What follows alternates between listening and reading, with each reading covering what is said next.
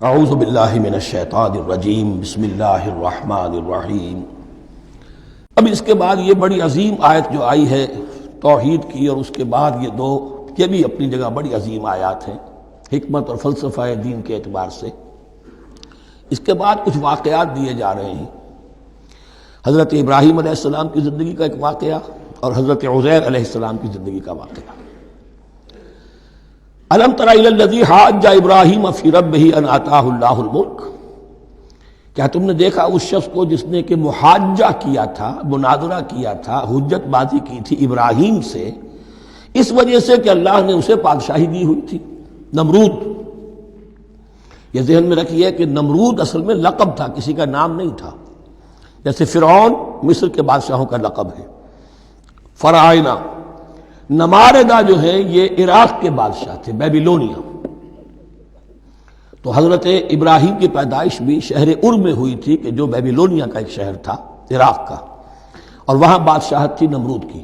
جیسے فرعون نے مصر میں دعویٰ کیا تھا اپنی بادشاہی کا اور اپنی خدائی کا، اور یہ ہے سیاسی بادشاہی، یہ نہیں کہ ہم نے دنیا پیدا کی ہے، مطلب یہ کہ اختیار مطلق ہمارے ہاتھ میں ہے، ہم جس چیز کو چاہیں غلط قرار دے دیں، جس چیز کو چاہے صحیح قرار دے دیں۔ یہی ہے اصل میں خدائی اختیار ہاتھ میں لے لیا۔ اللہ کا حق ہے تحلیل و تحریم، کسی شے کو حلال کرنا، کسی کو حرام قرار دینا، اختیار واحد اللہ کے ہاتھ میں ہے۔ جس شخص نے بھی اپنے ذمے لے لیا، قانون سازی کا اختیار لے لیا اللہ کے قانون سے آزاد ہو کر، وہی طاغوت ہے، وہی شیطان ہے، وہی نمرود ہے، وہی فرعون ہے۔ تو اس نے، وہ نمرود نے کہا، محاجہ کیا، اس قال ابراہیم ربی الذی یحیی و یمیت، میرا رب تو وہ ہے جو زندہ کرتا ہے اور مارتا ہے۔ قال انا احیی و امیت، انہوں نے کہا میں بھی کر سکتا ہوں۔ اس نے جیل سے 2 قیدی منگوائے، دونوں کنڈیمڈ تھے، اور ایک کی گردن وہیں اڑائی اور ایک کو کہا جاؤ معاف، دیکھو میں نے جس کو چاہا زندہ رکھا اور جس کو چاہا مار دیا۔ حضرت ابراہیم نے دیکھا کہ یہ کٹ حجتی پر اترا ہوا ہے، تو الاجوبۃ المسکتہ، جواب ایسا دیا جانا چاہیے کہ جو اس کو چپ کر دے۔ قال ابراہیم فإن اللہ یأتی بالشمس من المشرق فأت بها من المغرب، حضرت ابراہیم نے فرمایا اللہ تو سورج کو نکالتا ہے مشرق سے، اگر تو خدائی کا مدعی ہے تو نکال کے دکھا اسے مغرب سے۔ فبہت الذی کفر، تو مبہوت ہو کر رہ گیا وہ کافر، اب اس کے پاس کوئی جواب نہیں تھا۔ واللہ لا یہدی القوم الظالمین، اور اللہ ظالموں کو ہدایت نہیں دیا کرتا۔ ہدایت تو نہیں ہوئی، چپ ہو گیا۔ لیکن چپ کیا ہوا؟ اس کے بعد تو فیصلہ ہوا کہ انہیں آگ میں جھونک دیا جائے۔ او کالذی مر علی قریۃ وہی خاویۃ علی عروشها، یا پھر اس شخص کے واقعے کو ذرا یاد کرو، کیا تم نے نہیں دیکھا کہ جس کا گزر ہوا ایک بستی پر، اور وہ اوندھی پڑی ہوئی تھی اپنی چھتوں پر۔ اگرچہ مختلف تفاسیر میں مختلف آپ کو شاید اس کی تعبیرات ملے، یہ اصل میں ہوا ہے کہ جب نمرود، جس کا نام تھا بخت نصر، نیبوکیڈنیزر، اس نے 586 قبل مسیح میں، حضرت مسیح سے 586 قبل، اس نے حملہ کیا فلسطین پر۔ دیکھیے عراق اور فلسطین کی، اسرائیل کی اور عراق کی اس وقت بھی سب سے بڑی دشمنی ہے آپس میں، وہی دشمنی جو ہے 2500 سال پرانی بھی ہے۔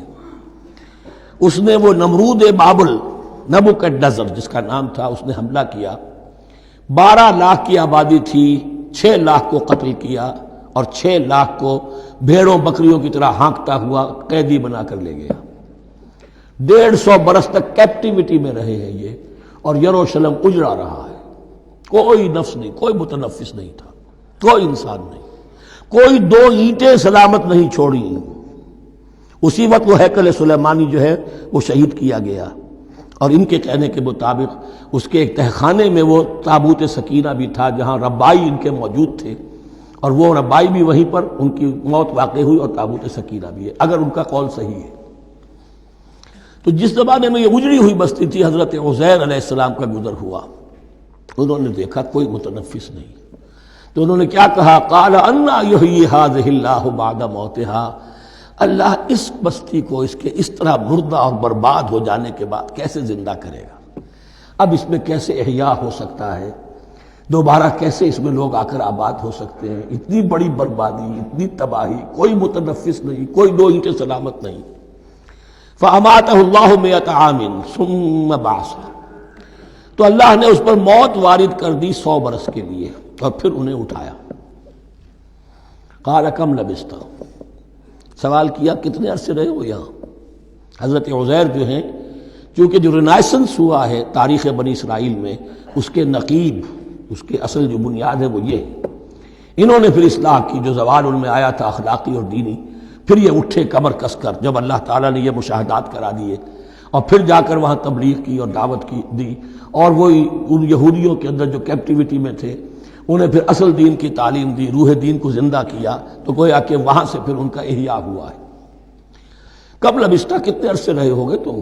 قال لبثت یوما و بعض یوم، اب اس کو ایسے محسوس ہوا جیسے سویا تھا تھوڑی دیر کے لیے، میں ایک دن رہا ہوں یا دن کا کچھ حصہ۔ قال بل لبثت 100 عام، نہیں، اللہ نے فرمایا نہیں، تم 100 سال رہے ہو۔ فانظر الی طعامک و شرابک لم یتسنہ، تو ذرا اپنے کھانے اور جو مشروب تمہارے ساتھ تھا سفر میں، ذرا اس کو دیکھو، ان کے اندر کوئی بساند پیدا نہیں ہوئی، سڑے نہیں ہیں، ان کے اندر کوئی خرابی پیدا نہیں ہوئی۔ وانظر الی حمارک، آپ دوسری طرف اپنے گدھے کو دیکھو جو تمہاری سواری کا گدھا تھا۔ وَلَنَجْعَلَكَ آیَةً لِلنَّاسِ، وہ بالکل ختم ہو چکا تھا، اس کی ہڈیاں ہی رہ گئی تھی، گوشت گل چکا تھا، کچھ نہیں تھا، 100 برس۔ وانظر الی حمارک وَلِنَجْعَلَكَ آیَةً لِلنَّاسِ، اور ہمیں تو بنانا ہے تجھے ایک نشانی لوگوں کے لیے، یعنی خود اے عزیر تمہیں ایک نشانی بنانا ہے، اور تمہیں نشانی بنانے کے لیے یہ نشانی ہم تمہیں دکھا رہے ہیں تاکہ یقین جو ہے، یقین کامل تمہارے اندر پیدا ہو جائے۔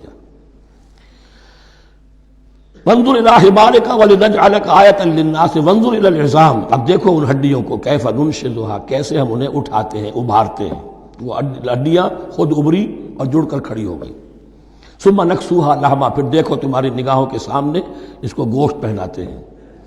فلما تبین لہ، جب یہ سب اس کے سامنے واضح ہو گئی بات، مشاہدہ بھی کر لیا، قال اعلم ان اللہ علی کل شیء قدیر، ان کا میں نے پوری طرح جان لیا، مجھے پورا یقین قابل حاصل ہو گیا کہ اللہ ہر شے پر قادر ہے۔ یعنی وہ اس اجڑی ہوئی بستی کو بھی دوبارہ آباد کر سکتا ہے۔ جو میں نے سمجھا تھا کہ اب یہ کیسے آباد ہوگی، یہ بات نہیں ہے، یہ آبادی اللہ تعالیٰ کے اختیار میں۔ چنانچہ اس کے بعد ہوا، اس لیے کہ اس کے بعد واقعہ تو یہ ہوا کہ جو ایران کا بادشاہ تھا کیخورس یا سائرس، جن کو کہ قرآن مجید ذوالقرنین کہتا ہے، جن کا تذکرہ سورہ کہف میں آئے گا۔ پھر آپ کو معلوم ہے کہ یہ پیلسٹائن، ادھر عراق کے بعد ایران، دشمنیاں تو تھیں۔ کیخورس نے حملہ کیا بابل پر، عراق پر، اور دشمن کا دشمن دوست ہوتا ہے، تو یہودیوں کو اجازت دے دی، کیپٹیوٹی سے اجازت دے دی، جاؤ تم واپس جاؤ، اپنا شہر دوبارہ بناؤ۔ چنانچہ وہ گئے، اور پھر انہوں نے جا کر وہاں پر 136 سالوں میں ان کی دوبارہ جو ہے یہ بستی بسی، اور پھر یروشلم کو انہوں نے آباد کیا، اور پھر انہوں نے وہاں ہیکل سلیمانی دوبارہ بنایا، جس کو وہ سیکنڈ ٹیمپل کہتے ہیں۔ وہ سن 70 عیسوی میں ٹائٹس رومن جنرل کے ہاتھوں تباہ ہوا تھا، جو اب تک تباہ ہوا پڑا ہے۔ 1927 برس سے ان کا کعبہ زمیں بوس ہے، یہ نوٹ کر لیجئے اس بات کو۔ اسی لیے آگ لگی ہوئی آج دنیا بھر کے یہودیوں کے دلوں میں۔ اب تو ہماری حکومت ہے وہاں پر، ہم اپنا یہ جو بھی کچھ یہاں پر اس احاطے میں بنا دیا گیا ہے سب کو ختم کریں گے اور اپنا ہیکل سلیمانی بنائیں گے۔ اس کے بلو پرنٹس بن چکے ہیں، نقشے بن چکے ہیں، ہر چیز تیار ہے۔ بس کسی دن کوئی ایک دھماکہ ہوگا، کوئی بم جو ہے کہیں پر پلانٹ کیا جائے گا، خبر آ جائے گی کہ کسی فینیٹک نے کہیں وہاں پر جا کر رکھ دیا، جیسے ایک فینیٹک گیا تھا مسجد الخلیل میں اور 70 مسلمانوں کو شہید کر کے خود بھی اس نے خودکشی کر لی تھی، اور ڈاکٹر تھا، امریکن ڈاکٹر گولڈسٹین۔ اسی طریقے کا کوئی فینیٹک جائے گا اور وہ اس کو گرا دے گا، پھر کہیں گے جب یہ گر ہی گیا ہے، جیسے مسجد ایودھیا کا معاملہ ہے، اب گر گئی ہے تو بھائی ہمیں رام مندر بنانے دو، کاہے کو تم اب یہ مسجد کاہے کو بناتے ہو، وہ ہوگا۔ اور یہ میں سمجھتا ہوں کہ چند ہفتوں کی، یہ چند مہینوں کی بات ہے، یہ ہونے والا ہے فوراً۔ صدق اللہ العظیم۔